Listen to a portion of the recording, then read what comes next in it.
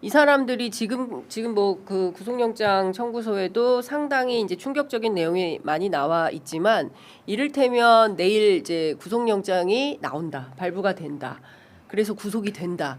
그러면 그 이후에 나올 얘기들은 더 많아질 수도 있겠네요. 일단 그리고 이 영장 청구서를 저도 뭐 접해 봤는데 어제 보니까 이게 좀 근래에 드물게 굉장히 좀 뭐랄까요, 탄탄하다고 할까요?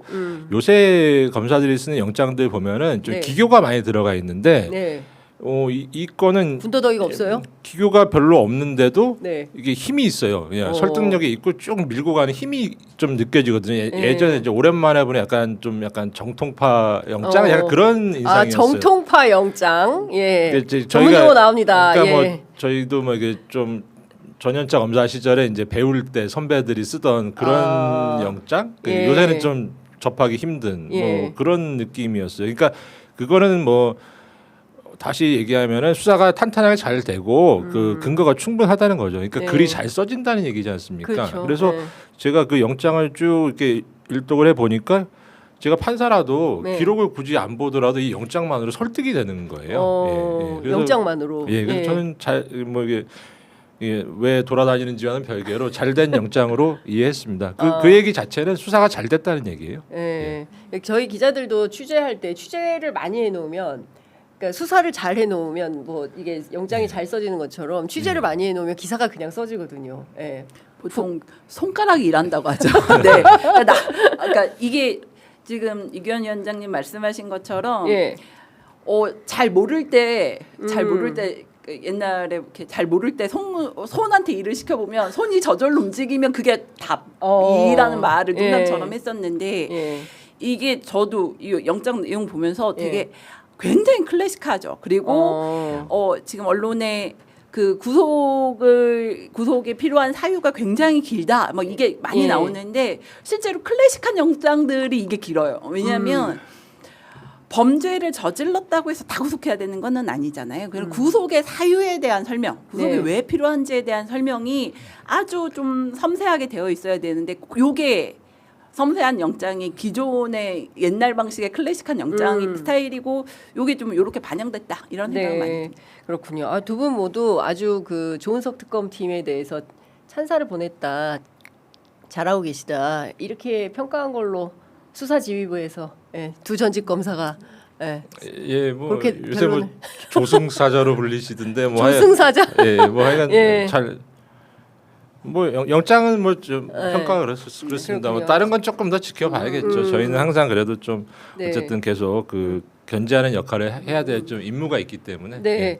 어쨌든 지금 그러면 뭐 구속의 사유가 이제 여러 가지가 있지 않습니까? 근데 큰 틀에서 보면 이제 범죄의 중대성, 재범의 위험, 그 다음에 이제 피해자 중요 참고인에 대한 위해 가능성. 앞서 말씀하시는 게 이제 진술 강요 혹은 또 너 내가 시키는 대로 말해야 돼라는 압박. 이것 때문에 위해 가능성이 있어서 이 사람 구속하지 않으면 안 된다라고 판단을 한 걸로 보인다. 이렇게 정리하면 될까요? 너무 그렇죠. 예. 그러면 일단 이걸로 이제 구속이 됐어요. 그러면은 이제 그 이후에 수사 전개는 어떻게 된다고 예상해 볼 수 있을까요?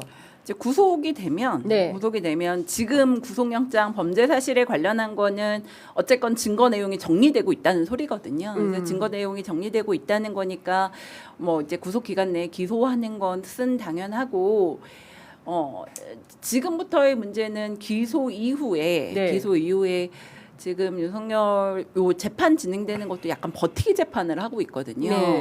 버티기 재판을 하고 있어서 이 사건이 기소된 이후에도 이제 두 재판이 병합이 돼서 굴러갈 거냐, 그리고 버티기 재판에 또 구속 기간이 만료되는 상황은 어떻게 할 거냐, 그리고 이거 말고 지금 영장 범죄 사실 6개 말고 추가로 뭐 외환죄 등이 거론되고 있는데 이 추가되는 약간 다른 별건 수사들은 어떻게 진행할 거냐, 이런 문제들이 좀 남아 있는 것 같긴 합니다. 네, 그렇군요.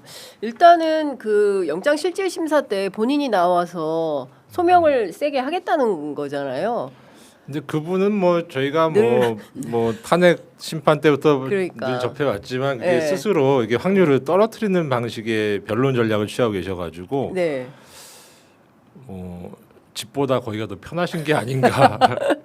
아니 근데 그런 얘기도 많았잖아요. 이제 헌재 변론을 쭉 국민들께서 예. 지켜보시면서 변호인단이 오히려 엑스맨들 아니냐 이것부터 시작을 해가지고 본인에게 유리한 진술을 한다기보다는 오히려 막 그 가르치려고 들고 그게 그다음에 증인들을 예. 윽박지르고 뭐 이런 방식이 이게 그게 뭐 죄송한 말씀일 수 있는데 변호인이 그 의뢰인의 이익을 위해 복무해야 되는데 가끔 이런 좀 약간 특정 사건이나 정치적 성향을 띈 사건에 있어서는 변호인들 중에 자기 아주 정치 뭐 극히 일부겠습니다만은 약간 자기 PR이라든지 뭐 어떤 자기의 특정 이해관계를 위해서 오히려 더 전념하시는 분들이 가끔 눈에 띄더라고요. 예. 예, 좀 이렇게 보기 좋은 모습은 아닌데 예. 뭐 예. 그러니까요. 그런 분들 되게 많았어요. 갑자기 나와서 마이크를 잡는다거나 그 실제로 이제 헌법재판소에 출석해서 그리고 뭐 구속되느냐 마느냐 체포영장이 집행되느냐 마느냐 이 가운데 막 유튜브에 출연해서 변호인이 막 인터뷰하고 있고 막 이런 장면들을 왕왕 봤던 그런 기억이 납니다. 뭐 3년 뒤에 보면 알겠죠.